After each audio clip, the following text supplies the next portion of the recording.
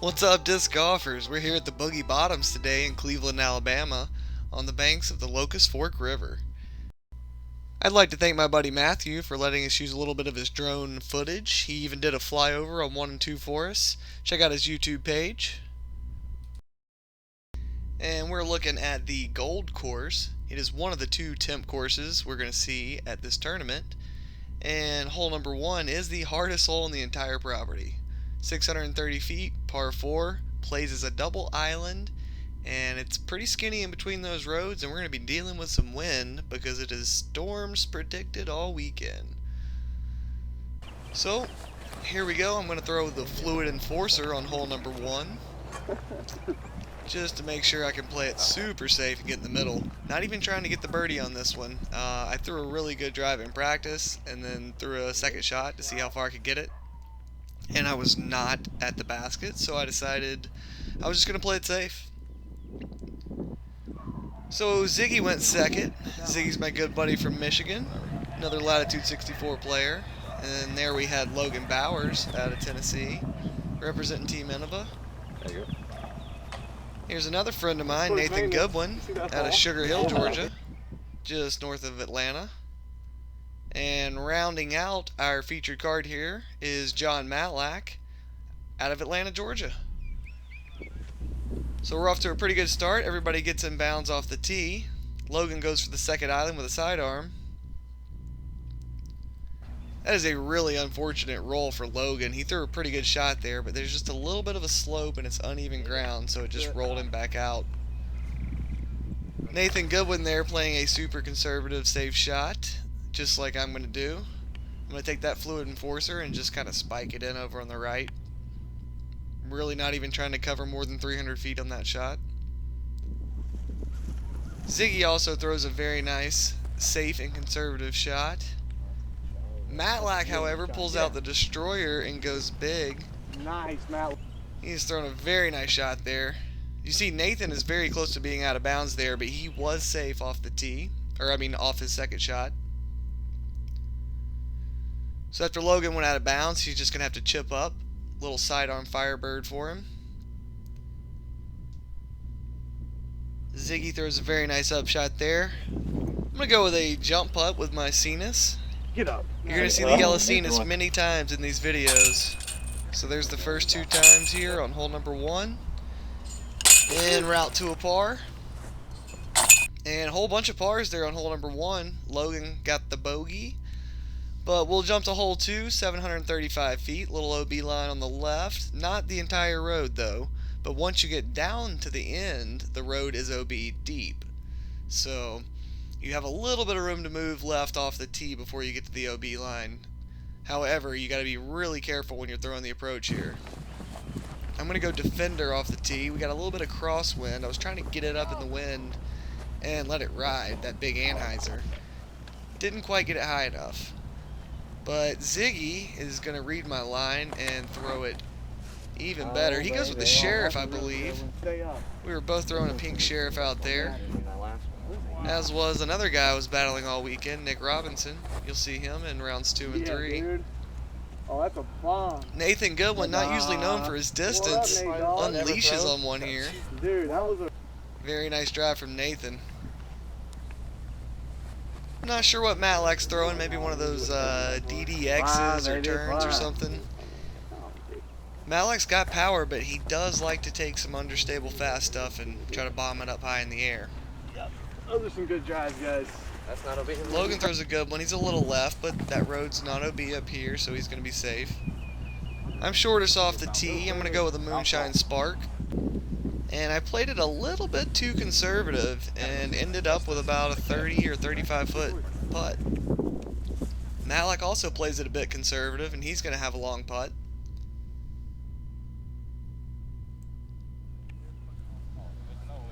Nathan Goodwin challenges the road a little more than we were willing to and gets it up there for probably about a 22 footer. I threw a sidearm on my approach during round 3 on this hole. It was really just all about what the wind was doing. And as you see there, Matlack catches a little bit of nose up hyzer with that Nova, and it just kind of rolls on out of bounds. About what? Sports Center Cenas comes out for his third appearance of the day and Nervous just about what? sneaks in the right side. That one's probably just outside the circle. And Ziggy is going to be just inside the circle, probably about 25 feet. Both those guys are pretty good putters. I was surprised at the putting woes that we ran into on this hole. So we move on to hole number 3, 245 feet, blind shot downhill. It's not downhill at first, you gotta hit a gap and then it's downhill. I'm going Sports Center Cenas. Simmer in the basket. Listen. Oh, you're kidding me. That sounded clean. That did sound Sounded clean, really dude. clean. Dude, I thought you were going over the top of the basket. It was. If it didn't hit the basket, that was definitely going to go OB. I was like, listen. You can hear me say there. I think if it didn't go in, it probably would have went OB. So, little lucky break there. I threw it on a pure line. That Sports Center Cenas does it again. We still didn't know if it was in or not until we got up on top of the hill. In. Do it. Ziggy throws a beautiful shot and is chasing pretty much the same ace. That would have been really sick. And Nathan Goodwin also throws a very nice shot.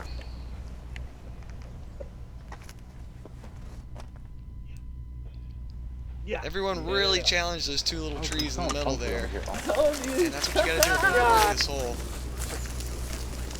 This is the first time I've played a full 18-hole course on the recruit baskets. It was actually 2 18-hole courses, and these things call it great. I actually did not see a single spit out the entire weekend. I heard some people say they didn't like the chains because they thought they were a bit light, but I putted pretty hard, and so does this guy Logan Bowers. And they were catching everything he put in the chains. However, that one didn't quite get in the chains, but that was a great looking putt from Logan. Just almost no wobble on his putt. Lots of very good spin. Yes, sir. Ziggy's got a nice little loft putt there. So Ziggy, Nathan, and Matlack will all knock in the birdies. I'll grab the ace, and we'll move on to hole 4, which has always been one of my more difficult holes out here. Throwing a felon. She leaked just a little bit right on me. Saw her come out of the tree, so I didn't think it would be OB. The creek's not very big up there, but if you throw in that area, you definitely have to worry about being out of bounds. Ziggy throws a beautiful looking shot there. I'm not sure what Ziggy threw. It was some kind of fairway driver. Probably was a felon. Matlack's going with the low line. This is going to flirt with the creek bed. Is that a creek? I think he may have just slid right over the little part of the creek. Oh, there you go. Logan has taken a beautiful line here. Do it. Woo! And that was just an excellent shot from Logan. So the creek is in front of the basket here. It's between Nathan and the basket. However, once it goes over to the left off the screen, it takes a hard right. And so it's actually back there behind the basket too. There's like a total little horseshoe, question mark, big S-shaped little bend in the river here. Well, it's not even in the river. It's like a tiny little, I guess, tributary that comes out. I don't know what I'm talking about. But anyway, Matlack threw a pretty good bid there. Ziggy made it across, but wasn't in the best spot, and Nathan is going to get his par. I'm looking like the only bogey in the group, and Logan must be super close because he is watching everyone do their work, and he will tap in for the birdie. Great shot on hole 4 by Logan. So hole 5, not too long, but it is uphill, and it's playing into a little bit of a headwind. Definitely not a super easy hole. In fact, with that wind coming at me, I really didn't know what to throw here. I watched 2 sidearms go bad. That's what I was planning on doing. Nathan goes backhand, turns it over a little too much, but he still squeezes through up there and has the look. So I think at that point I decided I was going to throw backhand. See what Matlack can do for us with his T-bird. Not exactly what he wanted. I'm going to go cutlass. I threw it really soft. Yep. May have got a little tickle from one of those limbs, but man, it ended up right under the basket. Not often you throw a speed 12 disc on a 250-foot hole, but sometimes it is the right move in the wind, and whatever you know is going to fight that wind. So Logan ended up way out here to the left, but it's not OB on this hole. The one thing I don't like about Logan's putt is he putts it so hard that when he does miss, he has a little bit of a comeback putt every time. I mean, if you make all your comebackers, then that's no problem. But when you putt that hard, you're not going to make all your comebackers because they're going to spit sometimes. Alright, hole 6, 250 uphill. It's basically an island hole without being an island. I like it. It's just a super skinny fairway, flagged off. You can see it maybe on both sides of the tee there. And Logan knows immediately that his shot's going to be out of bounds. Ziggy goes forehand with the justice and just plays it perfectly. You could just barely see that little rainbow skip he got. And I believe he's going to end up leaning against the base. Nathan goes mid-range instead of putter. I feel like if you go back in here, you have to go putter because the mid-range has the chance of stabling out and putting you in danger. Matlack goes with a pretty good sidearm there. I'm guessing that was a Firebird he threw. Speaking of Firebirds, that was Logan's Firebird going OB deep.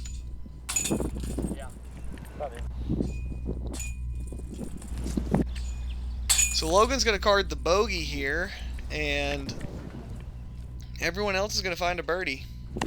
That hole's super short, so you want to get it, but at the same time, it's not easy because it's so skinny, and if you take it wide to play it coming back into the hole, you risk not coming back in bounds and having to come all the way back like Logan did. So moving on, we got a long par 3 here, and I would bet my entire winnings from the tournament that no one got a 2 on this hole. So I'm just going to go ahead and call it a par 4 for my own benefit here, but we will score it as a par 3. Heck yeah, So dude. you've got this super tight gap, and if you try to get out of the wood line to the left side, it's an OB road. Now if you kick down in the woods on the right or just turn one over, you are risking going down a huge bluff. So you can get a little ways in the woods, but once you get going downhill, you could definitely get all the way down into the river, and I mean, you would just have to play your last lie. If you go over the bluff, there's no getting it back.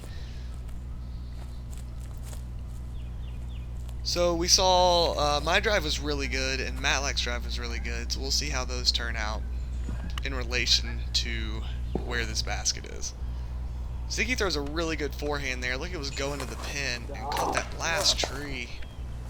He's going to have to make a long putt if he wants to save his par. So my drive I thought was really good. It did get a little weird bounce at the end there, but still a little tricky. Upshot, but able to get the Cenis up there. Nathan's gonna have to pitch up and try and take a bogey after hitting that tree. So Matlack crushed his tee shot, and he still has to throw pretty decent upshot, but he might have thrown it a little too good. Speaking of too good, that was a pretty nice putt from Ziggy. Just a beautiful loft with a little bit of spin and a little bit of hyzer, just dead center. So Matlack's back here in the forest. Off the tree, yes. Wow. Horseshoe. Horseshoe or horse? Oh, Matlack.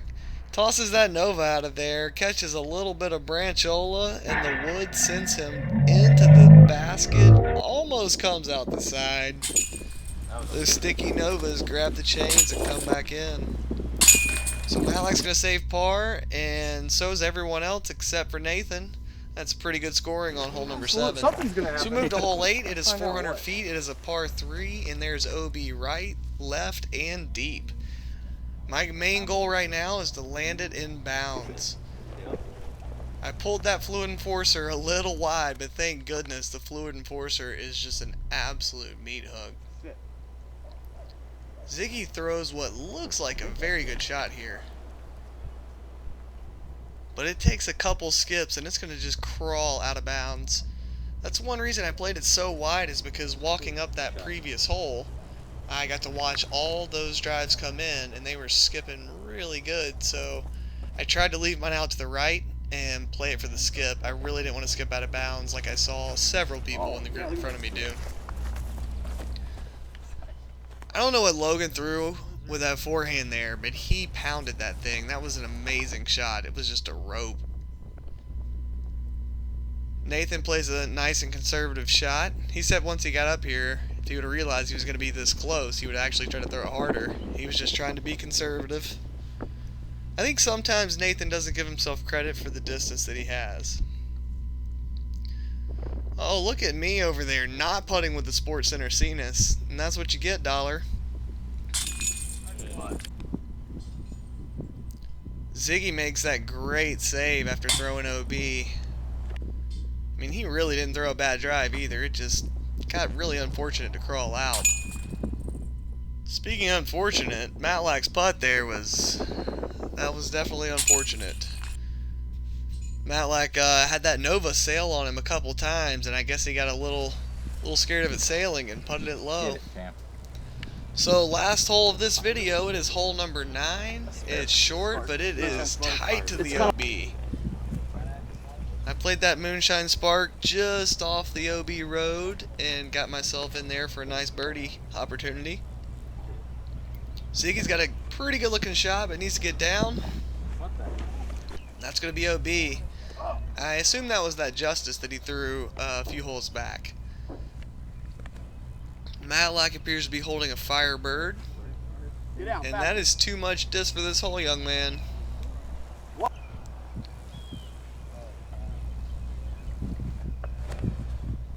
Logan's going to forehand a mid-range here, and he does not like it immediately. And he's going to end up OB. While there is a lot of OB right around the basket on this hole, you really want to get this birdie. Nathan's going to take a driver and throw a hyzer, just like I did. Smart play, just fight through the wind with something stable. And Logan Bowers makes a huge putt right there. That is a great job to save par when you're not having a very good 9.